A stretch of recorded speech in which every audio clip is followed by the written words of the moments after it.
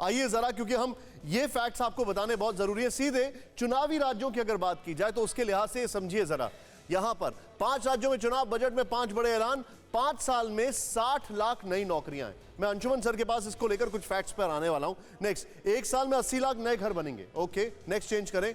किसानों के खातों में इतने लाख करोड़ की एमएसपी सीधे जाएगी। किसानों के लिए बहुत कुछ किया भी जा रहा है, ये सरकार का तर्क है। राज्य सरकार के कर्मचारी एनपीएस में 14% जो है अंश दे सकेंगे। अब ये एक अच्छी बात हो गई, पहले 10% ही था। नेक्स्ट चेंज करें। 3 साल में 400 नई पीढ़ियों की वंदे भारत ट्रेन, 400 नई पीढ़ी की Vande Bharat train. Next change करें इसको। यहां पर ये 5 बड़े ऐलान किए गए हैं जो हमारे सामने हैं। 5 राज्यों में चुनाव को एम्बेडेड चिप वाले ई पासपोर्ट, ठीक है। नेक्स्ट चेंज करें, इससे क्या फर्क पड़ेगा? 5G मोबाइल सेवाएं शुरू होंगी। Okay, next. RBI digital currency जारी करेगी। नेक्स्ट चेंज करें। क्या होगा इससे? चुनावी राज्यों में 1.5 लाख डाकघर कोर बैंकिंग से जुड़ेंगे। ये एक बड़ी अच्छी खबर है, इसके बहुत दूरगामी इंपैक्ट होते हैं। 1 साल में 25,000 किलोमीटर हाईवे बनेगा।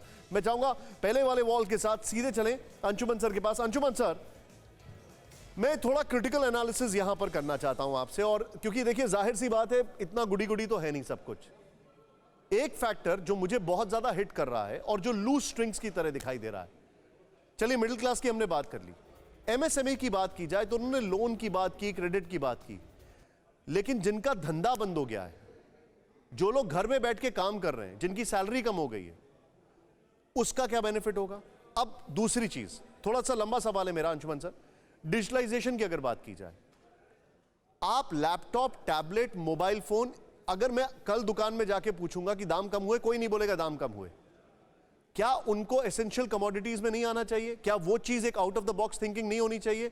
जब डिजिटलाइजेशन का एक पार्ट आप कर रहे हैं, फॉर इंस्टेंस 5G की बात कर रहे हैं, लेकिन एग्जिस्टिंग इंटरनेट सेवा, उसकी कॉस्ट माना दुनिया में सबसे कम है, या उसका पेनिट्रेशन, उन सारे जो लूज स्ट्रिंग्स हैं उनको आप देख रहे हैं अभी भी लूज जैसे दिखाई दे रहे हैं वो।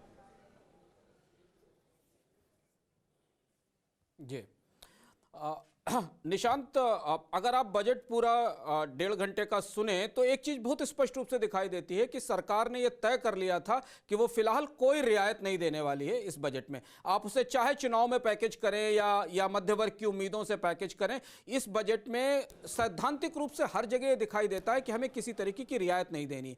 वित्त मंत्री ने भी प्रेस कॉन्फ्रेंस में साफ साफ कहा कि आप भला कर मानिए कि हमने टैक्स बढ़ाया नहीं। यस सर, यह बात वित्त मंत्री ने कहा है। तो इसका मतलब यह है कि अगर पॉलिसी लेवल के ऊपर सरकार इस बात के प्रति पूरी तरह क्लियर थी कि हमको कोई रियायत नहीं देनी, तो अब बजट से पर रियायत मिलनी चाहिए थी, इस पर चर्चा करने का कोई लाभ नहीं क्योंकि पॉलिसी लेवल पर था। हाँ, लेकिन अगर आप जो सवाल जिन लूज एंड्स की बात कर रहे हैं लोगों के डिलीवर करने की दृष्टि से, वो जरूरी था। अगर आप सिर्फ इन्फ्लेशन से बढ़ी हुई लागत देखें पिछले 2 साल में, बजट को कहीं ना कहीं किसी न किसी स्तर पर से कवर करना चाहिए था। जैसे एजुकेशन सेक्टर से 60% स्टूडेंट ड्रॉप आउट हो गए बिकॉज उनके पास डिजिटल एक्सेस अवेलेबल नहीं थी। उनके लिए मोबाइल फोन सस्ते किए जा सकते थे, उनके लिए कंपनियों से कहकर इंटरनेट सस्ता कराया जा सकता था। ऐसे बहुत सारे प्रयोग हो सकते थे, लेकिन शायद सरकार की लेकिन सरकार, हाँ, उनके लिए बहुत कुछ हो सकता था क्योंकि वो लोग पूरी की पूरी मेन स्ट्रीम एजुकेशन से बाहर हो गए, वो अंदर नहीं आ पाए। हमें समझना चाहिए कि सरकार का इस बजट का फोकस उन लोगों को टारगेट करना नहीं था, और उसकी सबसे बड़ी वजह यह है कि इस बजट के आंकड़े बहुत बड़ी फॉल्ट लाइंस का इंडिकेट कर रहे हैं बजट के सिस्टम के भीतर। Anshuman sir, just hold your thought. अब यही सवाल सर मैं सुबह से पूछ, एब्सोल्युटली राइट।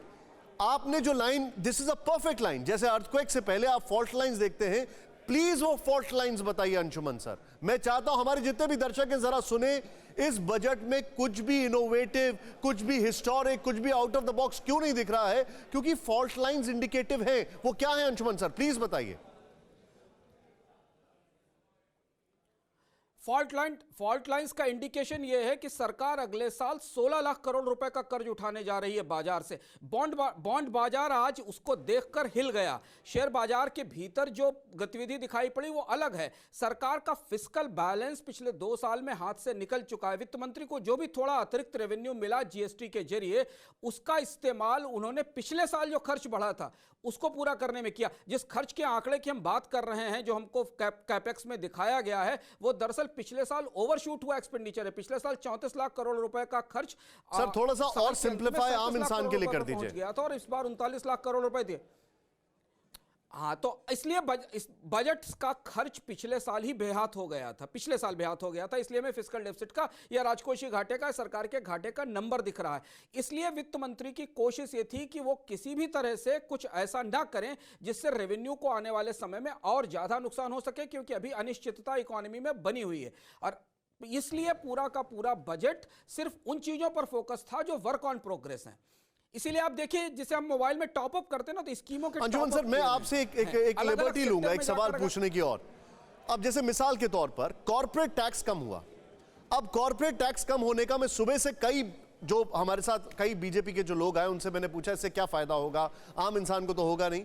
देखिए सीधे तौर पर अगर लेमैन टर्म्स में बात करूं, कॉर्पोरेट टैक्स कम होता है तो सरकार को फायदा मिलना चाहिए, हम ये मानते हैं। लेकिन होता क्या है, इवेंचुअली वो लोग अपनी बैलेंस शीट ठीक करते हैं, उसका डायरेक्ट इंप्लीकेशन स्टॉक मार्केट में दिखाई देता है, उनके रिजल्ट्स अच्छे दिखने लग जाते हैं, स्टॉक मार्केट शूट करता है। ये सब जो है सुपरफिशियल दिखाई देता है सर। कारपोरेट टैक्स में इस बजट में कोई बड़ी रियायत नहीं हुई, क्योंकि कारपोरेट टैक्स में सरकार बहुत बड़ी रियायत 3 साल पहले दे चुकी है। ऑलमोस्ट 1.5 लाख करोड़ रुपए का डायरेक्ट टैक्स कट कंपनियों के हाथ में दिया जा चुका है। 22-23% के आसपास टैक्स रेट आ चुकी है और इंडिया की कारपोरेट टैक्स रेट अब दुनिया में कॉम्पिटिटिव हो सकी। वो इसलिए कहा गया था कि कंपनियां इस रियायत को प्लाउ बैक करेंगी इन्वेस्टमेंट में। पर अगर आप प्राइवेट सेक्टर के इन्वेस्टमेंट का नंबर पिछले 3 साल में देखें तो वो सीधे सीधे डिमांड से ड्राइव होता है, वो सरकार की रियायत से ड्राइव नहीं होता। और अगर रोजगार नहीं है, लोगों के हाथ में पैसे नहीं है और वो खर्च नहीं कर रहे हैं, तो कंपनी निवेश नहीं करेगी। उन्होंने उसका फायदा अपनी बैलेंस शीट पर लिया और इन्वेस्टर को फायदा हुआ। यानी अगर आप किसी कंपनी में काम कर रहे थे कर्मचारी के तौर पर, ऑन द कॉन्ट्ररी नहीं बढ़ी, हम फॉरेन इन्वेस्टमेंट आता हुआ नहीं देख रहे। उसी कंपनी का अगर उसी का एक मिनट निशान जी, अगर उसी कंपनी का शेयर आपने खरीद रखा था तो आपको फायदा हुआ होगा। अगर आप किसी कंपनी में काम कर रहे थे तो उसमें आपको फायदा नहीं हुआ, क्योंकि आपकी सैलरी नहीं बढ़ी। लेकिन अगर आपने उसका शेयर खरीद रखा था तो आपको फायदा हुआ। Exactly precisely. लेकिन और भी चीज है सर, हम लोग फॉरेन इन्वेस्टमेंट आता हुआ नहीं देख रहे हैं उसके लिहाज से, क्योंकि वो लोग भी ये समझ रहे हैं।